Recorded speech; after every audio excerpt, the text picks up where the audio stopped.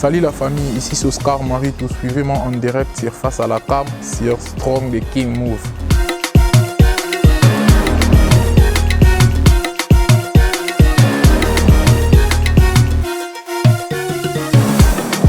Oui, c'est votre frère Oscar Maritou, joueur congolais évoluant en Chine à la première division.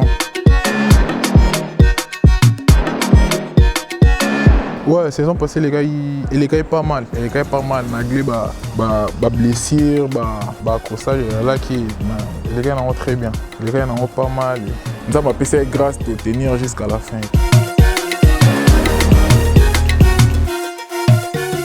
Non, il y a juste travail. Il y a juste travail. Il y a travail, il y a confiance, il y a détermination, il y a des fruits. Nous sommes des à part travail.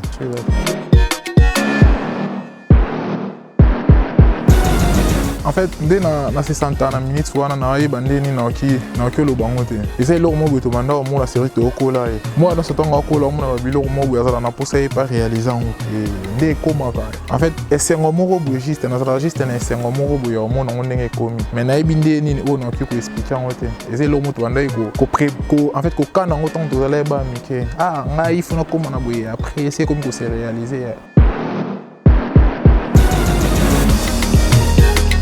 Ouais, pour l'instant, nous sommes en Chine. Pour l'instant, on a Chine, on a un contrat il y a 3 saisons.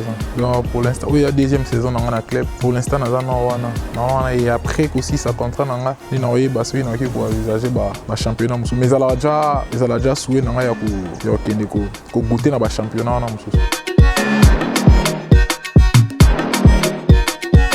Oui, les sollicitations, ils ont moni tant que dans sa saison qui tourne, les sollicitations, ils ont et il y a quand même par rapport il y a offre où ils se présentent à partir de là on profite à côté là ko eba o nini que vous allez bien.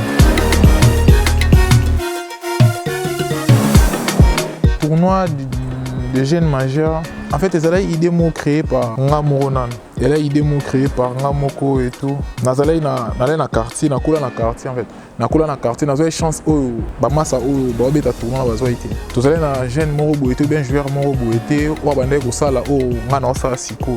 Tant on monnaie qui a comme une capacité ou ana au sala où na me kempe ko chama ele ndetoloba na me kempe ko chama ele na projet total où qui ko ramener biso et puis ils ont façon mo motiver les sous ba jeune hein ko motiver ba jeune na quartier pour ba na mo na ngane na bandaki et après comment on a zongi na tenir mususu ya ko organiser le Morobo et puis ça va mo force na Syrie puis ça va force.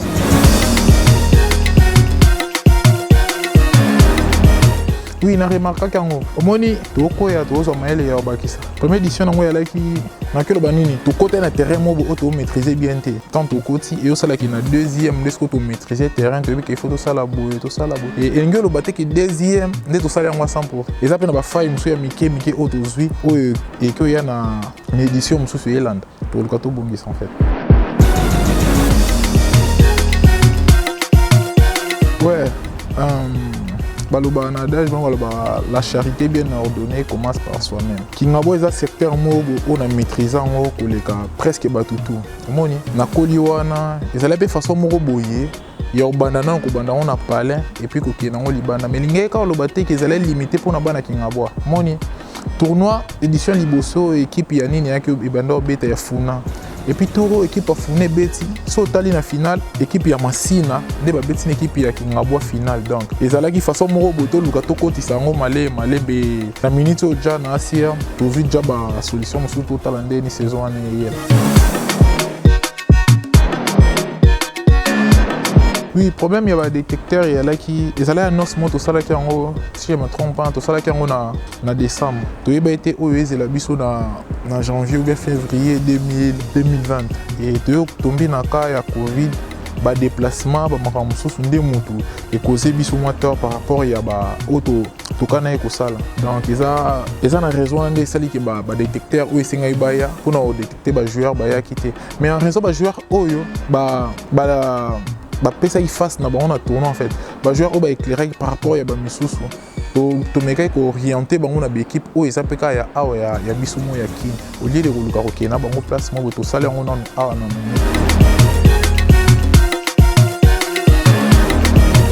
Léopard et a le roi parler na biso hein Léopard et a le roi ndako na biso Léopard eza lokola Léopard ya lokola kota quoi faire. Nde tokenda okata suki des fois tokenda Bugatti okokata suki se tour na yo babengi oke okati suki bon moto na mtazala na tourner kota quoi faire tozana te mpona awelela yango nga na continuer juste kosala mosala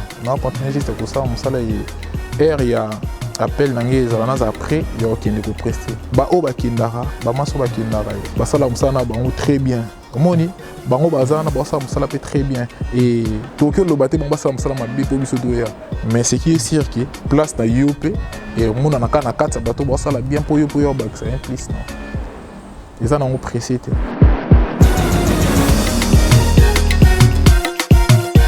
avec artiste musicien baza na bato basala mosala ya bien moni basala mosala mo ya bien biso tozala libanda ba stress ezalaka toyoka bango trop et puis moni biso kuna avec bango ma communication elekaka sans problème et koza esu awa kokuta na bango kosola na bango ezaka pas forcément kosomba banzembo ube kosala eloko moko boye eza juste que non toba être humain toba congolais o bango basepela na musala nga sala nga pe na sepela na misala o bango basalaka des fois il y a d'autres musiciens et musu ba que dédication na nzembo o PCL 100 francs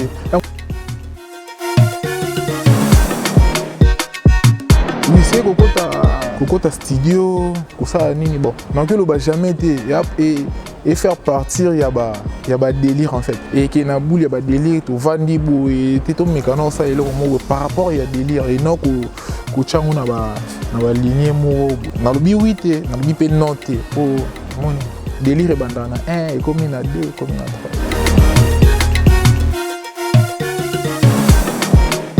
surnom ne uta koto ya Théo Bileli répète Théo Bileli azali na Chine ayaka shenga na palais et tout quand nde bato basololaka tosololi ekomi temps il faut kende ekomi temps akende na biso nde alaka non frère ayaki etumo eloko moko boye frère boye parce qu'en fait ndenge ya bandaki kozelela ndenge moni bato bamona biso na musika na image mosusu et puis kozala pembeni ezala na baimage mosusu moni ntango ye nde moni par rapport ya nde makambo elekela ozala kane me bome yo et tout te yo oza millionnaire en kilote naseki ayeki azala na bamusicien azala na bafabrigas azala na badepli en fait azala na bamusicien nyonso en fait nde osalaki ye nga mpe na vanda na nga nayeba mpe kuta elote na yo yokango bamoke millionnaire en kilote par rapport ya oyo ye amonaki moni ya par rapport ye amonaki millionnaire par rapport à makamune à la mbongo et tout en kilote ils allaient par rapport au gagnarango na kilote donc il y a moi des ça là ensemble de l'eau quoi